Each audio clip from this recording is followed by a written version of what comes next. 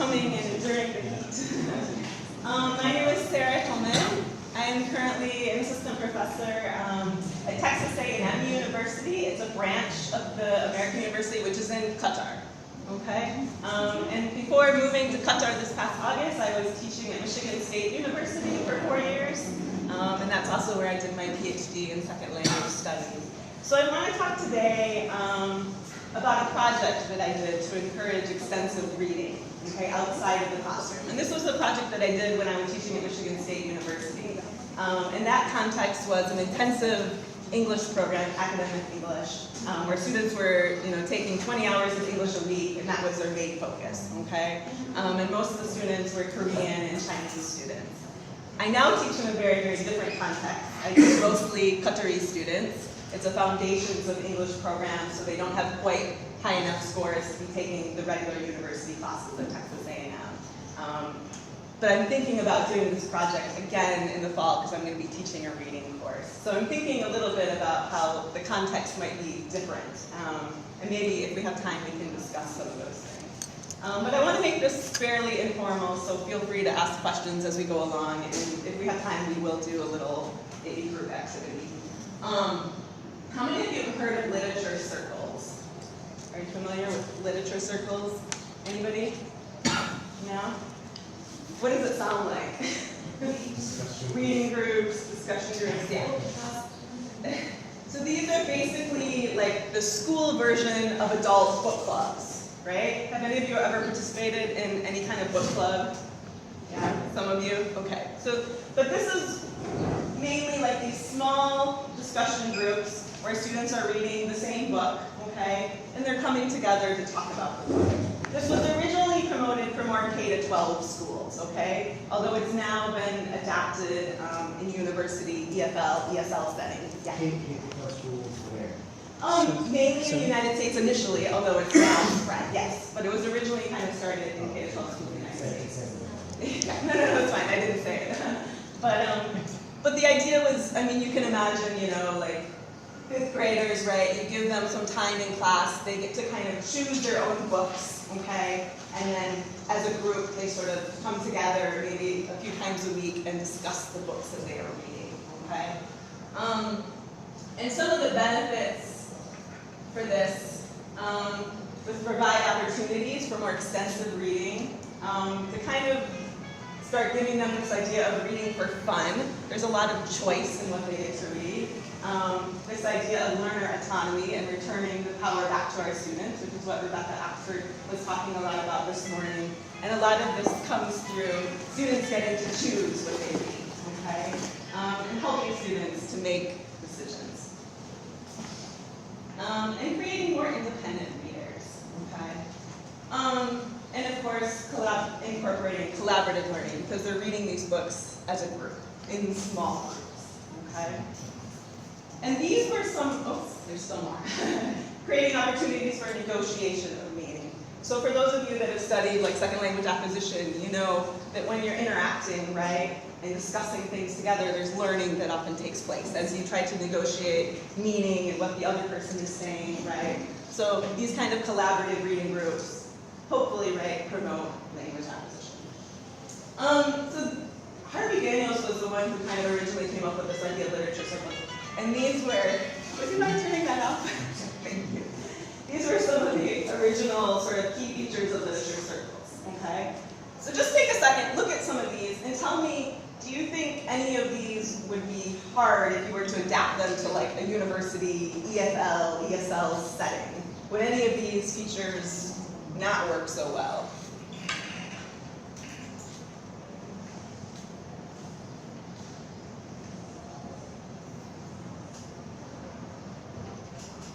Any thoughts? Maybe sometimes in academic class. Huh? Class. Okay, yeah, so maybe it depends on the goals of the course, right? I mean, if this is a truly like academic reading course, maybe this isn't going to work so well for that type of course, perhaps. What about the evaluation then? Why does the teacher want to evaluate more? So, I mean, the original idea for the reading circles is that the teacher was sort of like just kind wandering around the groups, right, was not actually participating in the circle, right? So it was more about observation and then students providing some self-evaluation of their learning. So I guess the question is, do you think that that would work? Is that a problem if it was the sort of same thing within a university? Adult learners in the EFL class, I would take that, I don't see that they should be evaluated for that specific. Okay, well we can come back to that. What about number one, students choose their own reading materials? Do you see any issues with that? Yeah. Yeah? For me, that's one of the more difficult things, right? Because if you allow university students, right, to choose their own reading materials, what could happen? They choose not to. Huh? They don't choose anything. They don't choose anything? Okay. Or they maybe choose things that are way, way too hard, or maybe too easy, right? So we'll talk about that a little bit.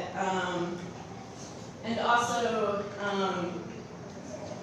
thinking about, right, how group meetings can be sort of more open, natural conversations about book if we're making this sort of a assignment, okay?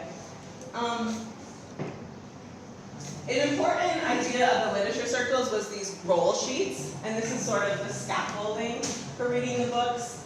And the idea was that the roles would vary and they should be rotated, okay? Maybe every week or every month, or depending on how you set it up, okay? These are some examples of roles. So you might have someone who's a discussion leader, okay? I'll go into these a little bit more. You might have someone who's a summarizer who, you know, who summarizes the section of the reading, right, for the other students.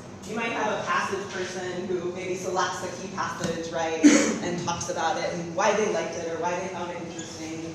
You might have a connector, someone who's looking for those connections between the story that they read and maybe their own lives, okay? And you might also have a vocabulary enricher, and this is someone who might choose to select some words. It could be words that they don't know, words that they found funny, words that they found interesting, those sorts of things, okay? And there's been a lot more roles that have been developed and adapted from these original literature circle ones. Okay, what I want to do now is kind of show you this material packet that I developed. And it was too much for me to print this all out and bring all the copies with me. So if you're interested, there's a sheet going around where you can write your email and I can send this to you, okay? And that way it's also better for you because you can adapt it as you want, right? Okay? But I want to just tell you a little bit about how I did this.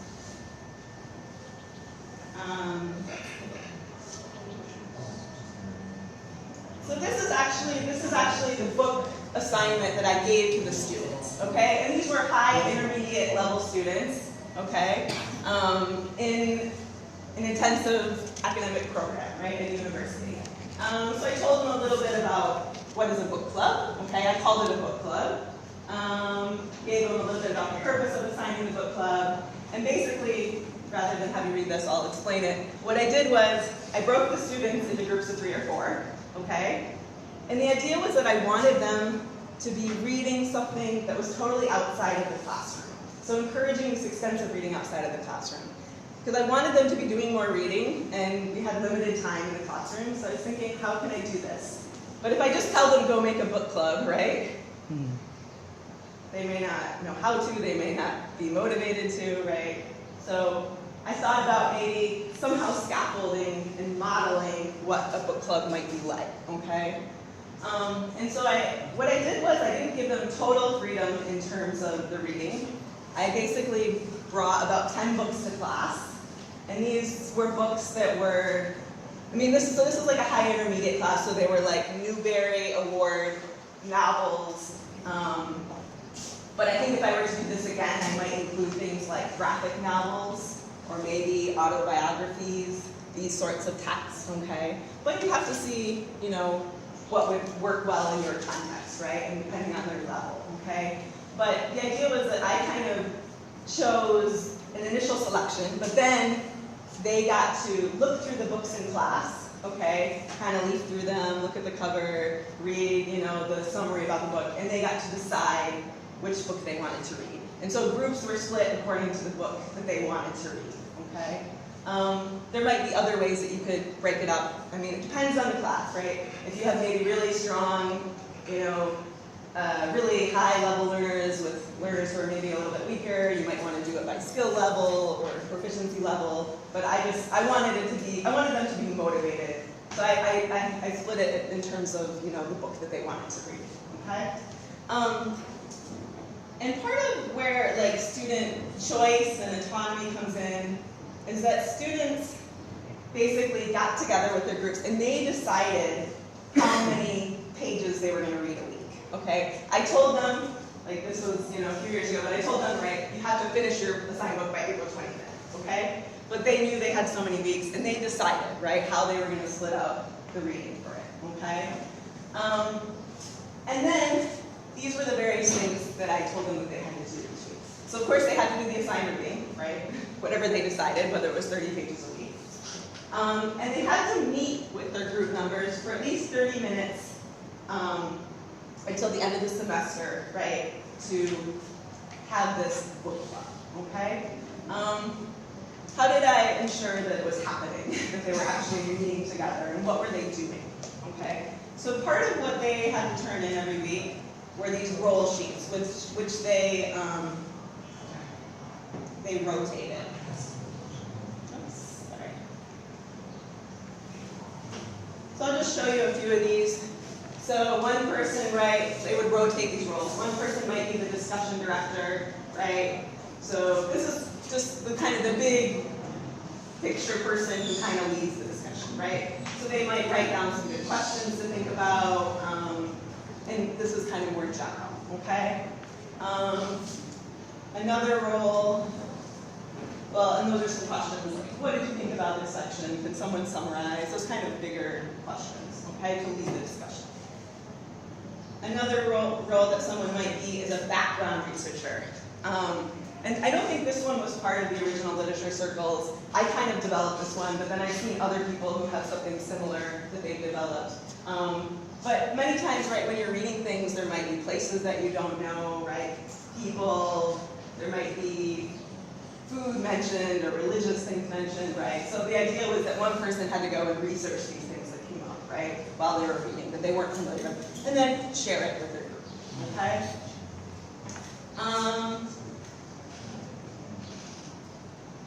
And then a word and sentence scrutinizer. So again, as I mentioned before, this might be somebody who looks for words or sentences, right, that are intriguing in some way. New, different, strange, funny, those sorts of things. Or maybe an interesting metaphor or simile, okay, something like that. Passage picker, right? So they pick an interesting passage. Maybe a passage that they particularly like, right? A confusing one, an interesting one, those sorts of things. Okay. A few more. Connector, we talked about that one earlier. This is somebody who connects what they've read with their own life in some way, right? Your own life, maybe things that are happening in the school or neighborhood, other books or stories, other things you're doing in class, making those connections, okay? Okay, so those were the roles that I had them. So they rotated, right? Every week a student had to do a different role. In addition, one person would always be the book club secretary.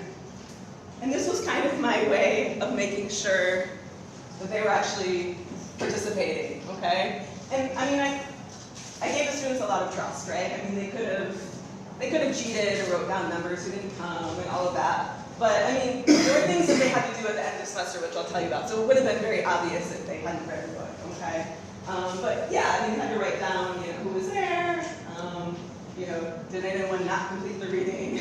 Those sorts of, and actually, they did. Like, they were pretty honest. Like, sometimes they would write down, this person did not complete the reading this week. And they had to kind of write down what were the main things that were talked about in that reading, okay? And the other part of this was questions for the teacher. So this was a way that I could interact a little bit, okay? So they could, if they were really confused about something that they were reading, or they wanted to know more about something, they would kind of write it here, okay? And then either I would write them back comments, or I may, quickly grab the group after class and just have a short conversation with them, okay?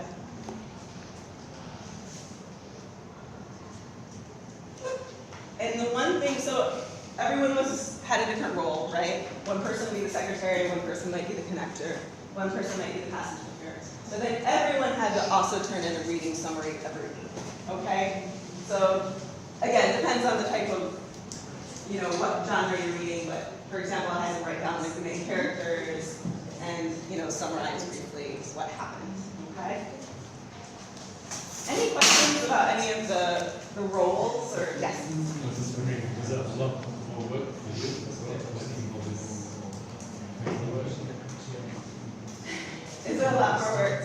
Yeah, I mean, it involves some work, but it wasn't writing, I wasn't correcting grammar, those sorts of things. I was mainly looking to see, are they understanding what's happening, So it didn't take as long as you think to just, it was going through giving participation, right? All high intermediate learners. These are high intermediate, yeah.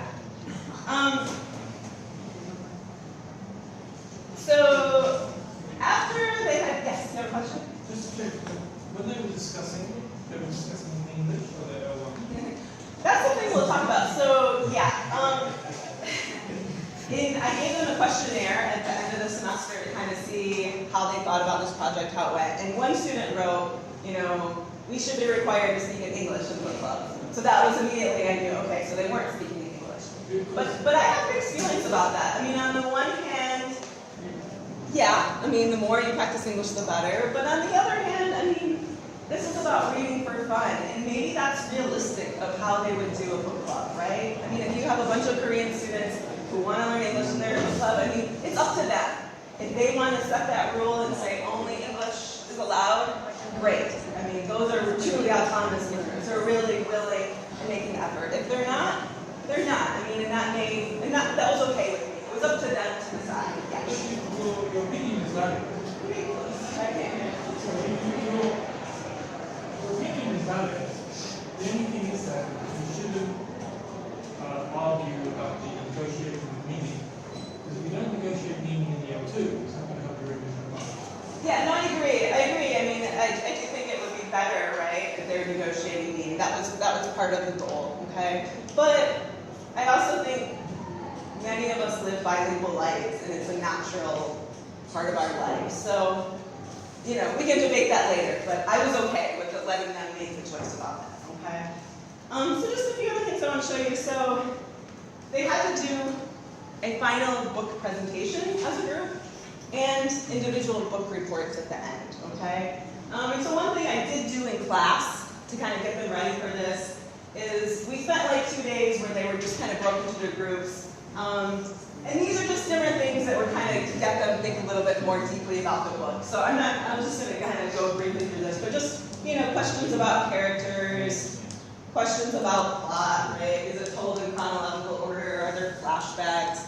Getting them thinking about some of these things. Setting, theme, symbols, point of view, right? So these are just brainstorming things in class, okay? So we just spent some time, 2 days basically of the semester kind of looking at some of these. So then, at the end of the semester, they had book reports and they had book presentations, okay? So I want to show you some examples of the kinds of things that they could do for the book reports. And then if we have time, maybe 5 minutes, just kind of brainstorm some things that they could do for their book presentation.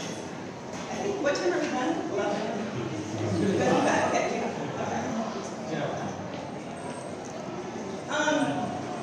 So if you're looking for some maybe creative ideas for book reports, and maybe you have other ideas that are really better than this, and I'm certainly willing to hear your ideas.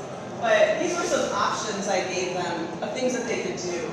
So kind of not just, a summary, right, of the book, but they could do things like write a new ending for the book, right? Maybe create a new character in the book, okay? Maybe write a letter to a character in the book. Write a letter to the author of the book, right, with questions that you have. Maybe something more traditional, some sort of research report, right, about the background, the setting, right? This is a little bit more creative. Nobody actually did this, but write an original song or poem based about the book, right? A couple groups did this, which I thought they actually did a really great job. They rewrote the story for younger children as a picture book. Okay, and that's actually harder than you think. Like trying to take pretty complex, young adult novel and simplify it and make it interesting and engaging for a younger audience, right?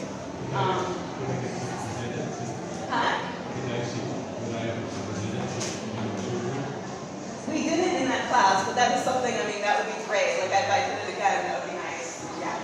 I have a question. Yeah. Do you use the same form for all the students for the following year, consecutive years? For the student who read extensive reading, do you use the same question? I've only done this project once so far, so I'm going to try it again in the fall, but it's a different context. So I don't know what I would do if I were doing it like every year. If I had to think about it, yeah. But is that your question? Yeah. Okay, I might change it up a little bit if I were doing it consecutively. I want to just give you 5 minutes, okay? Turn to your partner, and I want you to think about, oops, not that one. 1 second.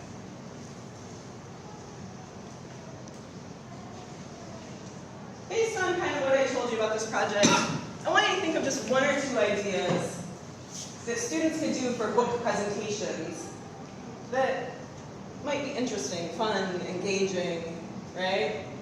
What ideas do you have? So just turn to your partner real quick. See if you have some interesting ideas that you can do for book presentations. So they were all required as a group to give a book presentation at the end of the semester. Wait a second, who's the audience? Huh? Who's the audience? Oh, so the audience is really the other students in the district, just within the class. Good question. What's the idea? Okay, this one, does it focus about the reasons of what? No, we are a teacher. Let's say we are a teacher and she just want us to discuss what is the idea for the book presentation. Let's say we ask them to read the book. So what are the ideas you use to tell students for them to present their book? Let's say we ask them to read 1 book. Okay, so what technique will we apply? Okay. I'm not sure. It can be report. We can ask them to To work together in a small group and to come up with the idea, what's the reading about, and this is what we usually do. I think this one is reason for book presentation. It can help students to read comprehensively. I'm not sure. So one of the benefits of group book presentation. well, the idea was basically to also, be practicing oral presentations, right? This was kind of a mixed class, so and to be able to take the ideas from the book and share it with the group, because part of this is a lot about sharing what you're learning and reading with other students, right? So each group had read a different book, so now was their time to share about it with the other students. So maybe it would make another group want to read that book, for example. Yeah, that's what I said. It can be a report. We ask students to read the book and then ask them to do a report. Tell them what they know, right? Yes. What is it about in the book? Yeah. And then some other students might feel interested in that. Yes. Sure. Yes. And they don't need to spend, for Okay, example, a month to read 5 books at the same example time. might be Okay? Yes. They can read 1 book and then they can listen to their friends some books. So they understand the story. Right, yeah. Yes. But selecting a certain scene, right? Okay. I mean, again, At the same time, we can communicate together and we can include communicative approach in that. yeah, so I mean, again, the other students haven't read this book, right? There were like 4 different groups, right? So you may want to give a short summary about what it's about, and then you could, Report perform or a scene, summary. talk about why you're doing it, why you liked it, or whatever, right? We leave out some key elements so that the class us to discuss and figure out what the key elements might be, and then give them the answer. Okay, so they have to We figure want out. to involve them in the book. Okay, how would you do that? Like, how would you involve them? Well, we were talking just now, we would tell a story in a dramatic way, and Okay. then leave out parts. Okay, so tell the story in a dramatic way, but then leave out parts and other students have to guess or something. Maybe, yeah, that could work. Any other good ideas? Yeah. We can have a debate of event Mm-hmm. Okay, a debate. Yeah, I mean, now the other students haven't read it, so you have to present it in some way that they would be able to participate. But yeah, that could work. Any other good ideas? No? Interview, yeah. So again, I have some of the ideas that I've given students here. So if you're looking for some more creative ideas for book club presentation projects, so this is what you said, right? Choose an interesting or dramatic scene from the book and perform it. Digital stories. What's digital story? Could be like a short animated film, could be a comic, something digital, right, online. So a lot of students are actually better than you think at doing these sorts of things, right? And they enjoy it. So they could take, and it's almost maybe like turning it into a children's book. It could be, or it could be like an adult graphic novel, but somehow, or turning it into a film, but somehow presenting it in a different kind of format or media, right? Other things like prepare a TV talk show, right, in which they're interviewing some characters from the book. Maybe doing some sort of artistic work, creating a mural about the book, designing a new front and back cover for the book, collecting certain artifacts that represent ideas, characters, etc. Okay. So these are just, some ideas you can think about if you're trying to give your students maybe some more creative options for book club, okay, or presentations. I don't have too much more time. I'm not going to go through the whole questionnaire that I gave students at the end, but I just wanted to tell you, I'll give you a little bit of feedback about what students thought about this. On the one hand, many of them were proud because this was the first time that they had actually read a novel for fun. I don't know, I mean, are your students, do they read for pleasure? Yes. Yes, no. I know in my current context in Qatar, and I'm actually doing a research study in which I asked students, like, do you read for pleasure in English or Arabic? No. None of them. Like 25 students I've interviewed for so far, none of them, right? Okay, so it's changing a little bit, but it's more of an oral culture, and this idea of reading for pleasure is, not been so much a part of the culture. But they are missing a lot of input, and a lot of them have a lack of vocabulary because they're not getting all this extra input that they could get if they were reading. But anyway, so students, a lot of them had this feeling of pride, right, that they could actually, finish a novel. I studied Arabic for many years as a second language, and I remember the first time I finished reading a novel in Arabic and feeling really, a sense of pride and accomplishment about that. So, I think at least to give them that is nice.